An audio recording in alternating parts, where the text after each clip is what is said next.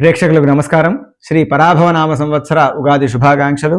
ఈ సంవత్సరం మకర రాశి వారికి ఏ విధమైనటువంటి ఫలితములు ఉన్నాయో తెలుసుకుందాం. ముఖ్యంగా మకర రాశి వారికి ఆదాయం 2గా ఉన్నది, వ్యయం 8గా ఉన్నది, రాజపూజ్యం 7, అవమానం 2. ఆదాయం అనేటువంటిది చాలా తక్కువ, వ్యయం అనేది మాత్రం చాలా ఎక్కువగా కనిపిస్తూ ఉన్నది. అంటే వీరు ఆర్థిక పరమైనటువంటి విషయాల్లో కొద్దిగా ఇబ్బందులు ఎదుర్కొనేటువంటి అవకాశం కనిపిస్తూ ఉన్నది. కాబట్టి అప్పులకు వాటికి వెళ్ళటం అనేటువంటిది అంత యోగ్యదాయకం కాదు. రాజపూజ్యం మాత్రం 7, అవమానం 2గా ఉంది. సంఘంలో సమాజంలో మంచి పేరుని మీరు సంపాదించుకోగలుగుతారు. ఈ యొక్క వివాహ ప్రయత్నాలు చేసేటువంటి ఈ రాశిలో ఉన్నటువంటి వ్యక్తులు ఎవరైతే ఉన్నారో వారికి ఆ ప్రయత్నాలు అనేటువంటివి కొంత మందకొడిగా సాగుతూ ఉంటాయి. అనుకున్నటువంటి ప్రయత్నాలు అనుకున్నంత స్పీడ్గా వెళ్ళేటువంటి విషయంగా ఉండదు.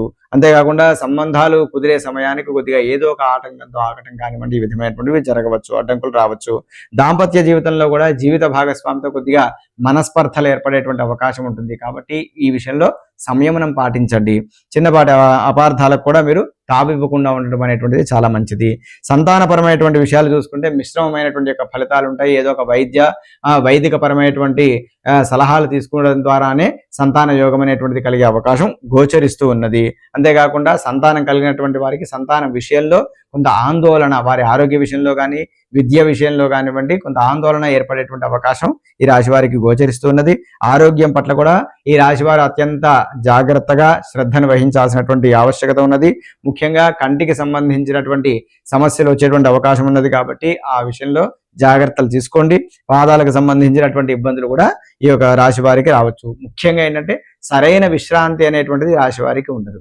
విశ్రాంతి లేకపోవటం వలన అనేక విధమైనటువంటి అనారోగ్య సమస్యలు అనేటువంటివి ఏర్పడుతూ ఉంటాయి. కాబట్టి క్రమబద్ధమైనటువంటి యొక్క ఆహారం అనేటువంటిది ప్రప్రథమం ఈ రాశి వారికి.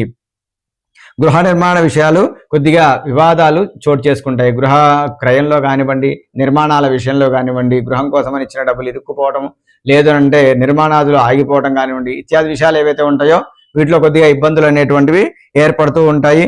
కాబట్టి వాటిని ఏదో ఒక విధంగా యుక్తితో మీరు అధిగమించడం అనేటువంటిది చాలా ప్రధానం. గృహ నిర్మాణ పనులు కూడా చాలా నిదానంగా వెళ్తూ ఉంటాయి.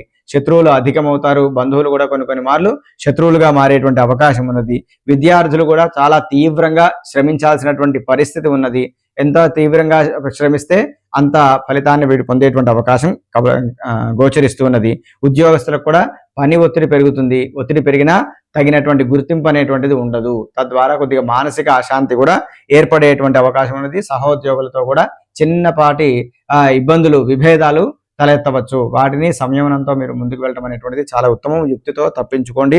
తద్వారా మీకు శత్రువులు అనేటువంటిది పెరగడం కొంతవరకు తగ్గుతుంది. వ్యాపారస్తులకు కూడా ఆదాయం అనేటువంటిది సాధారణంగా ఉంటుంది. కొత్త పెట్టుబడుల విషయంలో కూడా ఆచితూచి మీరు నిర్ణయాలు తీసుకోవాలి. భాగస్వామ్య వ్యాపారాల్లో కూడా పారదర్శకత అనేటువంటిది చాలా ముఖ్యం. రావాల్సినటువంటి బాకీలు వసూలు చేయడంలో విఫలమవుతారు కొన్నిసార్లు.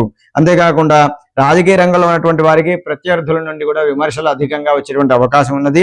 ఈ పరపతిని కాపాడుకోవడానికి, మీ యొక్క పరపతి ఏదైతే ఉందో ఆ పరపతిని కాపాడుకోవడానికి మీరు మాట నిగ్రహంగా ఉంచుకోవటము, అంటే మాట తోలకుండా ఉండటం అనేటువంటిది చాలా అవసరం.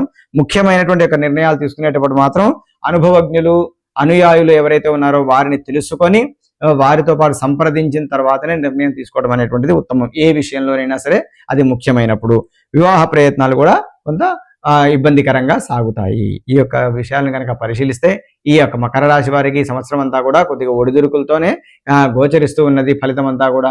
ముఖ్యంగా వీరు ఈ దుర్గా సప్తశ్లోకి అనేటువంటిది నిత్యం పారాయణం చేయడం ద్వారా ఈ విధమైనటువంటి కష్టాలన్నిటి నుండి వీరు బయటపడి సుఖవంతమైనటువంటి యొక్క జీవితాన్ని కొనసాగించడానికి చాలా దోహదపడుతుంది. కాబట్టి దుర్గా సప్తశ్లోకిని నిత్యము మీ యొక్క నిత్య పూజా విధానంలో చేర్చుకోండి. అమ్మవారి అనుగ్రహంతో శుభ ఫలితాన్ని పొందండి.